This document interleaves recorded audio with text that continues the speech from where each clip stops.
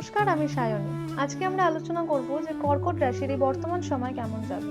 প্রথমেই বলি, যারা কর্কট রাশির জাতক বা জাতিকা তারা কিন্তু অনেক কিছু এই সময় ফেস করেছে, করছে বরং। তাদের এখন মনে হচ্ছে হয়তো যে ভীষণ হোপলেস লাগছে, হেল্পলেসনেস একটা ফিল হচ্ছে যে হয়তো কিছুই ঠিক হচ্ছে না আমার জীবনে। সবকিছুই কেন এইভাবে সবকিছু ঘেটে যাচ্ছে।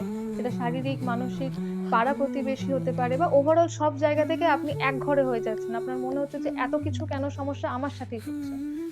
আমি বলব যে আর কিছুদিন, আর কয়েক মাস আপনি যদি অপেক্ষা করেন তাহলে জিনিসটা পুরোটাই কেটে যাবে। এখন বর্তমানে বিশেষ করে বৃহস্পতি যখন গোচরে আপনার রাশিতে আসছে, তখন কিন্তু আপনি অনেকটা কিন্তু ভালো ফল পাবেন। তাই সেটা একটা পজিটিভ জায়গা যে আপনি মনের দিক থেকে একটু সাহস পাবেন বা বলা যায় মন্দের ভালো আপনি ফল পাবেন।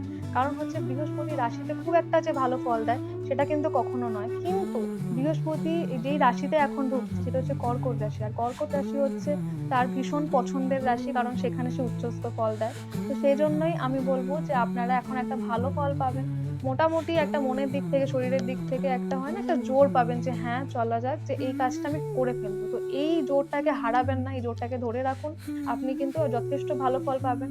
তাছাড়াও একটা জিনিস মাথায় রাখতে হবে যে ভুল কথা বলার জন্য কিন্তু আপনাদের শত্রু তৈরি হতে পারে। এখন কিন্তু অনেক ক্ষেত্রে আপনি ভুল কিছু কথা বলতে পারেন। কথা বলার জন্য অনেক শত্রু তৈরি হতে পারে।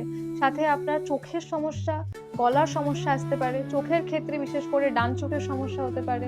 আপনাদের যাদের অলরেডি হচ্ছে টিউমার আছে, তারা সেই টিউমারের ট্রিটমেন্ট মানে ভালোভাবে করান।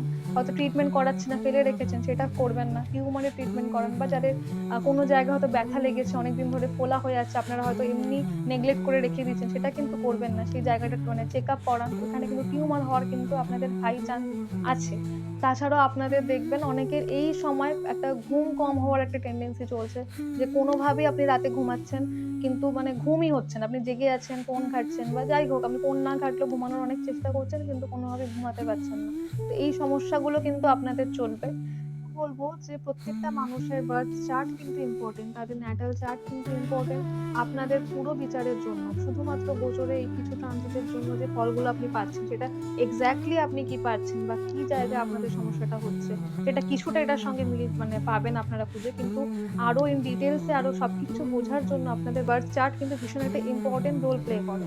তো তার জন্য আপনারা কিন্তু ভালো অ্যাস্ট্রোলজারের কাছে যান। নিজের জন্মছক বিচার করান। আর কি করা উচিত এই মুহূর্তে আর কি করা উচিত নয়, সেই জায়গাটা কিন্তু আপনি ফলো করুন। আর রেমেডি যদি কারো দরকার পড়ে অবশ্যই রেমেডি গ্রহণ করুন।